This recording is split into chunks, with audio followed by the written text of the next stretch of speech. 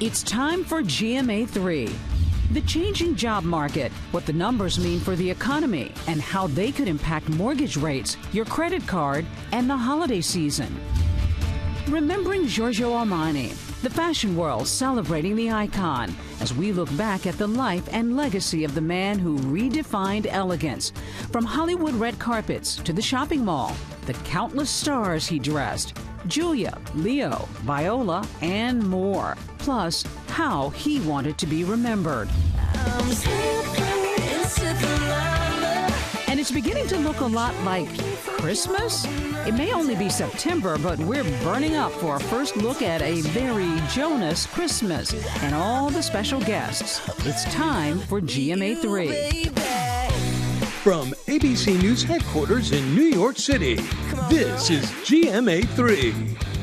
Okay, I'm not ready to talk Christmas yet. Hi there, everybody. Here we are in almost Christmas colors, unintentionally so. Let's just talk fall. Nice to have you all with us. I'm Deborah. And I'm Rebecca, and we are here with ESPN's Laura Rutledge. We are so glad you can join us on this Friday ahead of all these big games this weekend. We've got a lot to talk about, and we will get to that. But also coming up, putting your best foot forward this fall, we're breaking down the season's hottest shoes, including ones inspired by Beyonce's Cowboy Carter tour. I need to pay attention to that.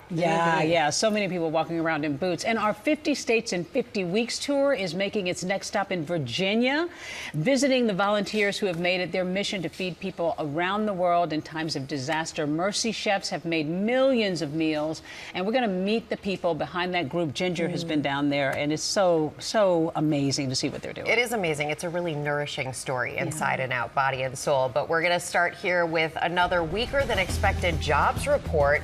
The numbers were released this morning, and Elizabeth Schulze is here to break them down. So we've now had a few months of this, Elizabeth, disappointment. We have, and what we're seeing, guys, is really a dramatic slowdown in the jobs market. Just 22,000 jobs were added in August. That is well below what the expectation was. And what we're seeing is that the unemployment rate also ticked up. It's now 4.3%. That is the highest in nearly 4 years. So still a historically low rate, but what this means is if you're looking for a job, it's a lot harder to get one right now. It's going to take you a lot longer. We're actually seeing this trend called job hugging, where if you have a job, you're holding on to it, you're a lot less likely to quit because you're worried it might be harder to get a new one. So bottom line, this is an economy where there's not a lot of firing happening, so that's good, but there's also not a lot of hiring happening. That's obviously not a good thing. Job hugging. Job hugging. And it's especially tough. There's a lot of college graduates who are still looking for work right now. I'm always recommending to touch base with those contacts. Those are your first point of contact in a market like this. And there's broader implications for the economy as a whole and the holiday season, which, yes, it is truly right around the corner. Always implications for what it means for how much people spend if they have a job or if they don't. What this report does is keep the Federal Reserve on track to cut interest rates in just a couple of weeks. So basically, that's going to try to help stimulate the economy. Lower interest rates could mean slightly lower borrowing costs, especially for your credit card, maybe for car loans. The Fed, though, kind of has a problem because it's also still watching inflation, and we have seen those prices are still higher than the Fed wants them to be. This combination of still high prices and the slowing jobs market makes it really tough for consumers out there, and that's why we're seeing some expectations consumers could spend a little bit less this holiday season. Yep, people are stretched, and hopefully this jobs market finds a way to improve, especially, again, for those people who are out looking for that first job. No question. You want that degree that you got to pay off, too. Yeah. Elizabeth, thank you. Thanks. All watching that. Thank you. Well, now to remembering acclaimed fashion designer Giorgio Armani. He was known for redefining elegance and dressing some of Hollywood's biggest stars. He died at 91, and so many of us have been talking about his impact. Lara Spencer has a look at his life and his legacy. He was a fashion visionary.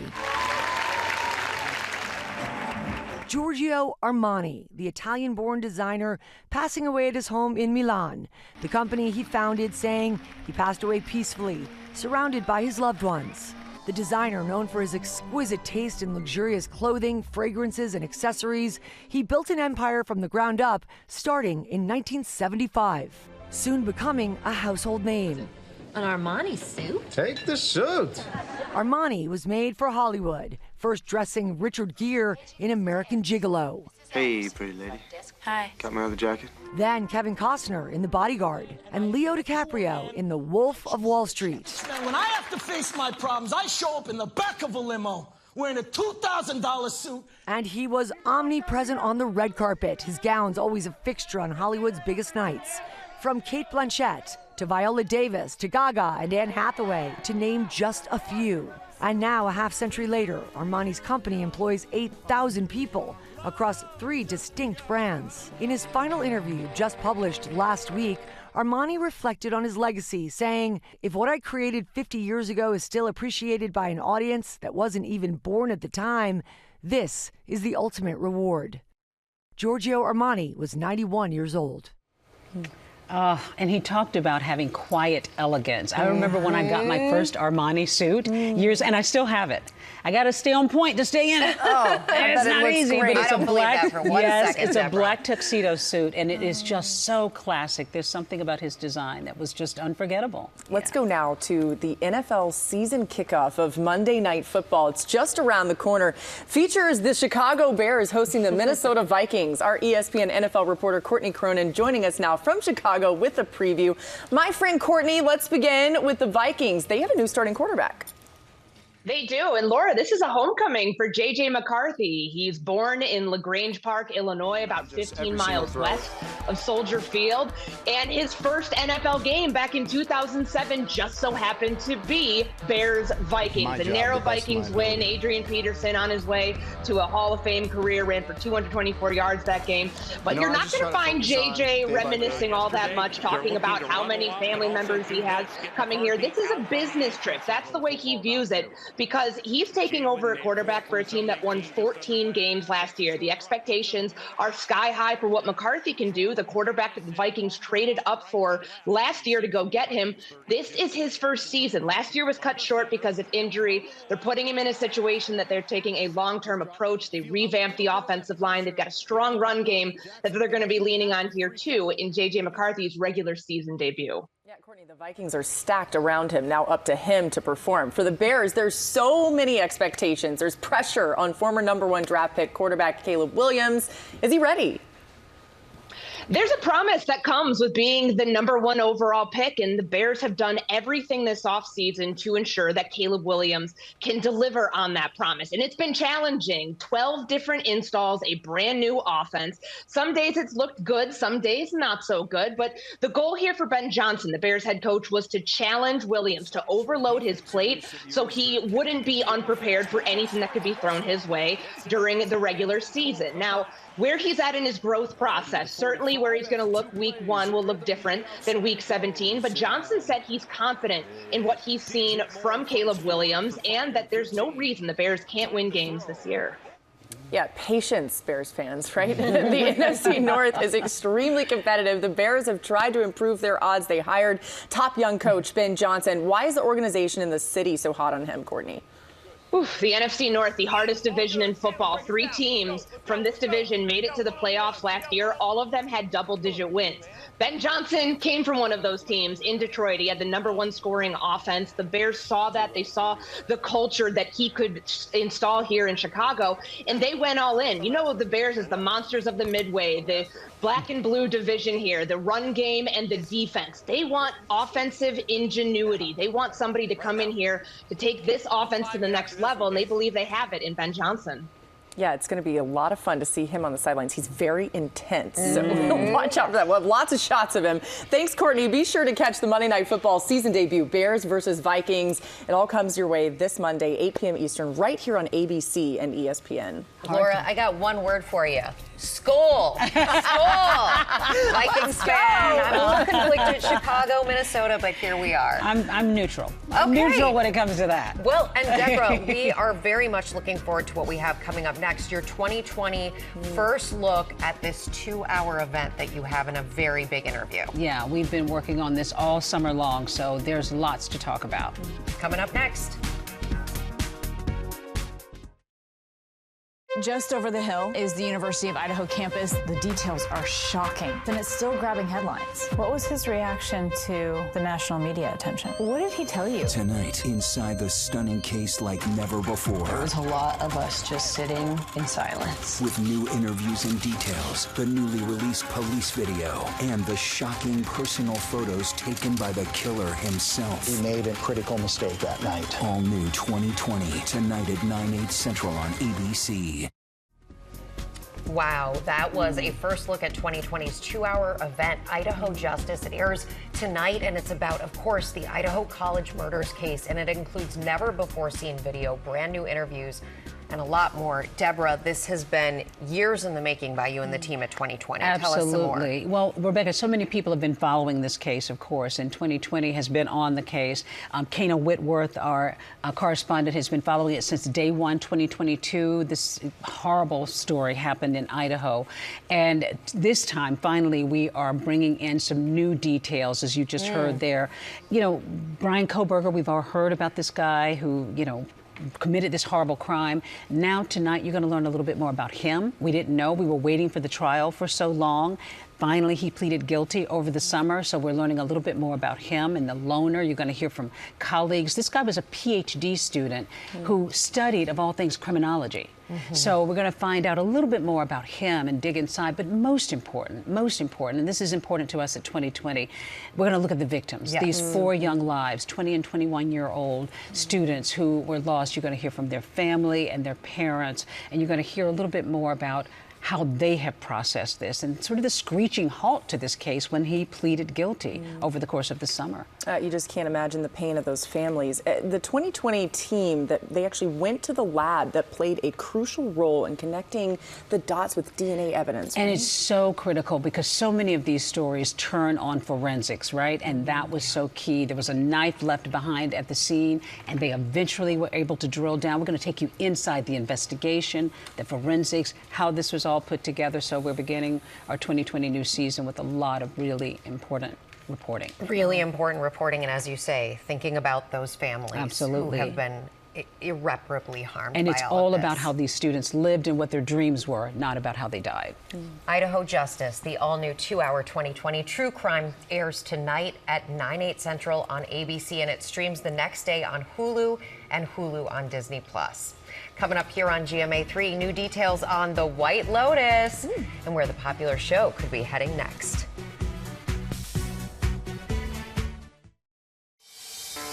We are buzzing about pop culture, pop news. We're popping now because Will Gans is here. Let's talk White Lotus on this white couch, y'all. What was once please these gays and Piper no will soon be s'il vous plaît ces gays and Piper no.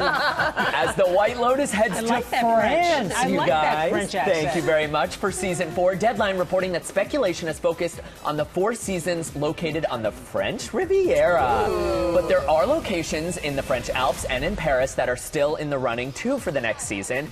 Now, if any of this seems familiar, it could be that yours truly predicted on my Instagram that the White Lotus would be coming to the French Riviera for season 4 back in April. You had a very involved breakdown there. I mean, I was very invested, yes. So, Mike White, if you're listening, some additional ideas for you. For hotel staff, French actor Philippine Leroy-Beaulieu from Emily in Paris. Yes. She would run that hotel like the Navy, y'all. And for returning cast, I'd love to see what Megan Fahey and Aubrey Plaza are up to 2 years after season 2. You were saying season 2 was your fave. I like season 2 the best. Yeah. But they're all good, honestly. We're going to have to get Deborah on. Yeah, I know, I'm not. But I know somebody in Paris who might be good for a little cameo. Okie dokie. Our favorite daughter, Leela Roker. That's right. Okie dokie. No, just throwing that out. Just throwing it out.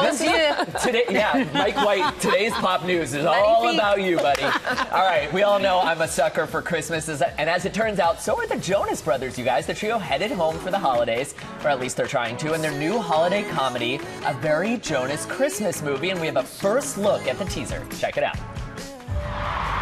Thank you, London. Merry Christmas. I haven't seen my kids in like a month. We're gonna get home for Christmas. We love you. Are you boys sure you're okay with getting to the plane tomorrow without me? I can stay another night just to make sure you get home okay. It's one night, Brad. We'll be fine.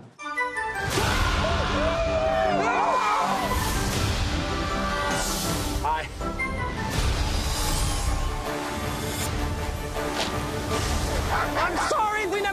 you say, Kevin? I'm sure your voice is pretty okay. Thank you. That's actually hilarious. The Joe Bros will face a series of escalating obstacles as they struggle to make it from London to New York in time to spend Christmas with their families. The movie also features special guests Jesse Tyler Ferguson, KJ Apa, Randall Park, Laverne Cox, Billy Lord, and more. And if you saw that tagline, it's let it bro, let it bro, let it bro. Yeah. A Barry Jonas Christmas movie will premiere globally November 14th on Disney+. And finally, y'all, the NFL season officially kicked off last night as the Philadelphia Eagles took on the Dallas Cowboys, with the Eagles winning 24-20. But one little girl says that it was between the Pelicans and the Shooting Stars. 4-year-old Wilder has been guessing the team names based on their logos, and she's got some winners. Check this out. The Shooting Star. The Shooting Star. Yeah. What would you call this team? The Diamond. Nice. I know yoga like they do this. Yoga. Yeah. The Dallas Cowboys, the Shooting Stars, writing, honestly, we'll take it. And we will be right back. Very cute. Welcome back to GMA3. That's right. It is Friday on GMA3, and next week on GMA, we are counting down to the kickoff of Monday Night Football.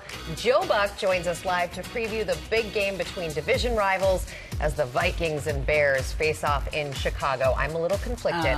Looking forward to that. Just a little bit. Also on Monday, only Martins in this building. Get it? I love these two guys. Martin Short and Steve Martin will be here to talk about the new season of Only Murders in the Building right before season 5. Can you believe it? Season 5 is about to premiere. So good. All week long, we're celebrating Tori Johnson's birthday, and she's bringing the gifts. She'll have fabulous deals and steals for the occasion, all at least 50% off. Great deals. Great deals. I'm crashing the party. Yeah, you better. You need those. You better. And a happy early birthday to you, Tori. We're going to turn now to a big surprise for a little Eagles fan on a night to remember in Philadelphia, thanks to the work of Kylie Kelsey and the Eagles Autism Foundation. Lyra Spencer has the story. It was a big night for the reigning Super Bowl champs. Touchdown, Philadelphia! Celebrating last season's win during the pregame ceremony. With the help of a few special guests. Do you think that piggy wants to go down to the field? Yeah. Let's do it. Kylie Kelsey surprising 5-year-old Billy, who she met through her work at the Eagles Autism Foundation, giving him the chance to come celebrate on the field with his real-life heroes. The Eagles organization is synonymous with Eagles Autism Foundation and the work that they're doing, putting funds behind projects that are impacting the autism community every single day. Kylie first met Billy at an Eagles practice last year. That moment going viral, now with over 6 million views. Did you pick those out yourself? Billy, who has autism, soaking it all in from the field, dancing with the Eagles mascot, surrounded by others from the autism community. Billy is such a special kid. Watching his face and how he interacted with the joy he was feeling, you can almost feel it through him. And I know as kids, having 4 of my own, they just want to have fun and enjoy the moment. Talking about her 4 daughters, Kylie shared that they were very excited to hear the recent news that they would be getting a very cool new aunt. The girls are thrilled. They're so excited they're getting another aunt, and we could not be more excited for them and what the future holds. We love, and we love Taylor and Trev. Wow, what a cool program there. I love it. They're amazing. Kylie is the best, better than you think. I think she's amazing, too. And there's another amazing person. Deborah, over to you. Rebecca, you're going to like this segment. It's time to help you put your best foot forward this fall. In Style fashion director Kevin Wynn is here to break down this season's best looks. You get applause whenever you walk into the building, all for our GMA viewers, and everything is shoppable. Kevin, this might be a difficult segment for me because I've been known as a shoe addict, so I could be in trouble. The cowboy boots, I've seen them so much this last year. Literally, with Beyonce's Cowboy Carter tour, we are in a Western state of mind. Even though the tour's over, the Western trend is nowhere near ending. These sleek leather boots from Quince really define that trend so well. They're super sleek, modern. They give a hint of that cowboy moment without feeling too on the nose. Yeah, and people have been wearing them even in the summer months too. Totally. You see them with cut-off jeans, but for fall, I definitely love it with like a maxi skirt or your favorite pair of Levi's jeans. Okay, good. I like these. We'll be strutting in some cowboy boots. Okay, peep toe.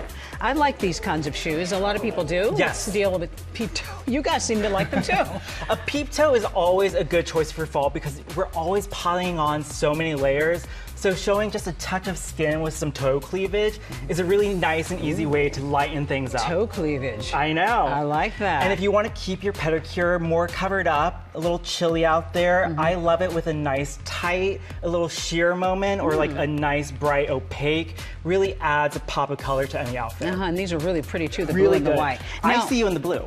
I can see me in the blue too. I think I might walk off with those blue ones. I may just walk off. Okay, loafers, when you just want to kind of take it down a notch. Right.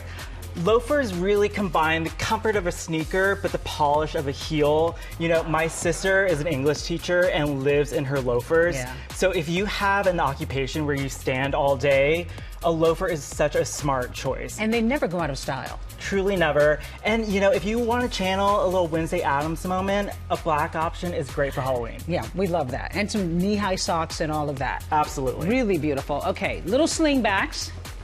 Talk about a steal. These ASOS slingbacks are only 40 bucks. Oh, wow. Yeah. Okay. You can't even get 2 drinks in New York for like under 40 bucks. So this is such a smart choice for fall. They come in so many fun variations. You got your fun leopard, your studs, your little raffia mesh moment.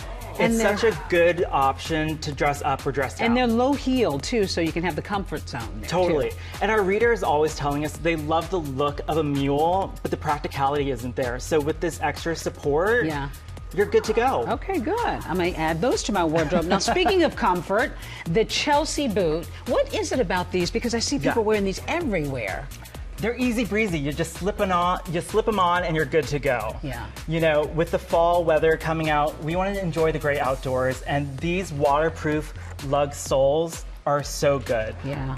Those are very cool. Yeah. Those are very cool. And again, never go out of style as well. Yeah. Put them with a boho dress, a yummy knit. It really adds a nice contrast to any outfit. Very nice. Yummy. I like that, Kevin. Very, very good. Well, you know what? My shoe addiction might be satisfied before the morning is over here. You can shop these shoes by scanning the QR code on your screen. So, coming up, the next stop on our 50 States in 50 Weeks tour, Ginger is in Virginia with some hometown heroes who are helping feed people all around the world. We'll be right back.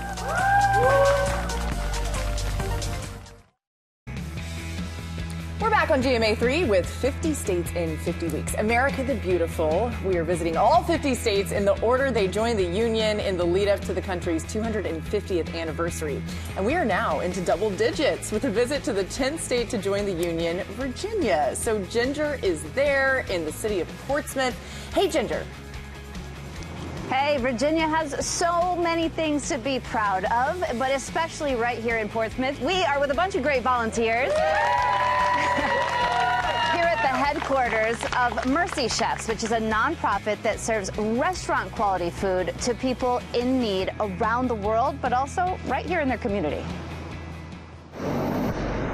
From the hard-hitting hurricane in North Carolina to catastrophic flooding in Central Texas, when disaster strikes, Virginia hometown heroes Mercy Chefs is on the scene, providing carefully crafted hot meals for those who need it most. Thank you so much. We think our obligation is to go where there's the greatest need. We want to be in the heart of the need. Spurred to action after witnessing the widespread devastation of Hurricane Katrina in his hometown of New Orleans, Chef Gary LeBlanc and his wife Anne founded Mercy Chefs in 2006. The only thing I could do that would make a difference was to go down and cook. So I went down and volunteered. It is phenomenal what happens. It's something so simple. There's love in those boxes. Headquartered in Portsmouth, the mission is simple. Just go feed people. I've always been in this area. I just realized, wow, we can use these kitchens when we're not in disaster to help. I said, you know, Gary, you can throw a rock and hit a hungry kid right here in our backyard. Their bustling community kitchen, staffed completely with volunteers, often partnering with fellow community nonprofits. They might be doing after school or elder care or battered women programs, but they don't have a food component. So for us to add food to what they're doing, sort of that rising tide lifts all boats. Tidewater Youth Services works with children in foster care and offers an educational cooking program through its connection with Mercy Chefs. Coming into the kitchen is just magical. Not only are they learning something, but they're also being exposed to a safe place where they know that they're getting nourishment emotionally and physically. They are an integral part of uplifting our citizens in our community, and we are so grateful to have them here in the city of Portsmouth. Mercy Chefs has served more than 30 million meals at home and abroad since its founding. We always say amazing things happen over a shared meal, and we get to do that with people on their worst day. We love the things that you'd eat at home with your family. We love the things that mom would cook for you, that grandmom would cook for you. Those are the things that we want to provide. And earlier this morning, Mercy Chefs got their very own day for the proclamation from the governor who is here with us. But even more important are all of the faces we see behind us, the volunteers that make up Mercy Chefs. And that's why I want to introduce you to Beverly and Dee, both volunteers here. Beverly, let's start with you. You joined in February, so you haven't been around that long. But what inspired you to join this group? Just seeing it on TV and just the devastation and how you can just chip in and help, you know, with whatever. So it's just been awesome being here and just helping out. Well, I know every single volunteer brings something else, and I know, Dee, you've been watching this group for a very long time. Long time. But why finally get involved? It was a draw. It was a pull towards doing it. 20 years ago, watched them get involved with Katrina and knew I wanted to be a part of it. So when I moved to this area, I knew that it was only 17 minutes away from their headquarters. I couldn't resist and had to get involved, be a part of the community. So satisfying, right? To have that give back moment, but especially when you're touching people here and then everywhere in the world. Most definitely, because you know, with being from a big family, I've never had to worry about having to be hungry or having a food, you know, having a meal coming. So it's always wonderful to be a part of being able to make sure people are served. Dee, Beverly, your shirts say it. Volunteer is an agent of change, and that's what they're doing here at Mercy Chefs, guys. Thank you all so much for being here. Food is the language of love in so many ways, isn't it? The power of a shared meal. Just a beautiful gesture and an incredible mission. Coming up, behind the scenes of the new season of Wheel of Fortune. Can't wait for that. I'd like to buy a vowel. We are back now with a behind-the-scenes look at Wheel of Fortune. The beloved game show is returning for a new season, and Trevor Ault got to chat with Ryan Seacrest and Vanna White. Hey, Trevor, you spin that wheel? They did. They let me spin the wheel. I went bankrupt, and then Vanna White slid it over to $2,500, Rebecca. So don't worry about buying a vowel today. They're on the house. Ryan and Vanna, they were kind enough to take us behind the scenes as they taped the first episode of this new season. And we talked about how the show still manages to stay fun after all these years, what former host Pat Sajak is up to, and the one thing they are really hoping happens this year. Give it a big spin. All right, here we go. America's favorite game show is back. How frequently do you get to spin the wheel? I did it once, and that was the only time. It didn't go far. No. I didn't put my leg into it. And you know the clicking sound? There are rubber bands like you used to have with orthodontia on your teeth. Oh. That's what makes the clicking. The rubber bands are in there somewhere. Oh, that's right. I can see it. Yeah, right there. In here. Do you know I never knew that? Well, welcome to season 43. Yeah, you're going to really like it here. Yeah. And that is it. Congratulations! Want to see it? Ryan Seacrest returning for his second season hosting. For Vanna White, it's her 43rd. You've become this kind of institution, but it seems like none of the energy has worn off. It still seems like you're just really happy to do the job. Is that right? I am. I love coming to work every day. It's always fun. Yeah. And you never know what's going to happen. And the night keeps getting better. Would you say he found his footing pretty quickly? Definitely. Yeah, he did his homework before he came, and the transition was amazing. He just slipped right in like he'd been doing it forever. I'd seen it before. but thank you. It's true.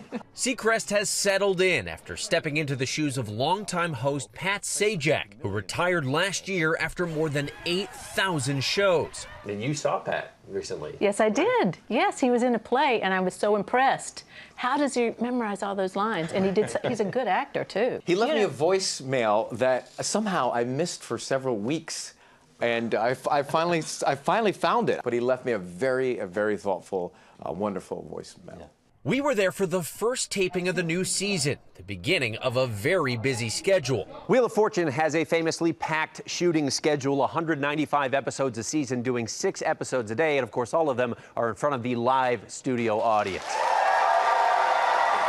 It'd be great to give away $1 million this season, I will tell you that. It's been sort of my goal since it has started. I feel it. It's got to happen. It's going to happen, right? Yeah. Think positive. And this year, they'll also be taping with some familiar faces, with Ryan's first time hosting Celebrity Wheel of Fortune. You think you'll approach it any differently with celebrities? Yeah, it's the show's a little bit different, but I understand you can have not more fun, but it's a different kind of fun. There's more time. It is, right? And they're relaxed, and they're used to being in front of the camera. It's just a party. And after 40 years, countless vowels bought and puzzles solved. Bargain hunting. That's it!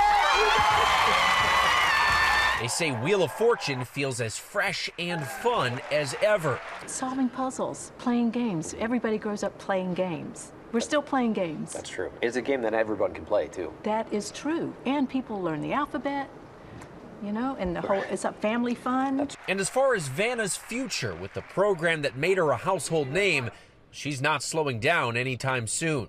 Still feel good about your decision to stick around here? Absolutely, I do. I'm not ready to retire. I mean, I'm having too much fun. And guys, for a show that's been on for more than 40 years, there is also a big change that's happening this season. After the episodes air, they will now be available for streaming the very next day on Hulu. The season premiere is Monday. Celebrity Wheel of Fortune premieres September 26th. And I have to tell you, as old as the show is, this premiere episode, which airs on Monday, in the studio, I was on the edge of my seat for the last puzzle. I was on the edge of my seat watching you with that crowd, Trevor. We need to bring the studio audience back. Big money, Trevor. And why should Vanna retire? She's so great. She's an icon. Yeah, I love watching her. I met her on a plane once, and she was just as lovely as you would imagine. Wonderful. We will be right back.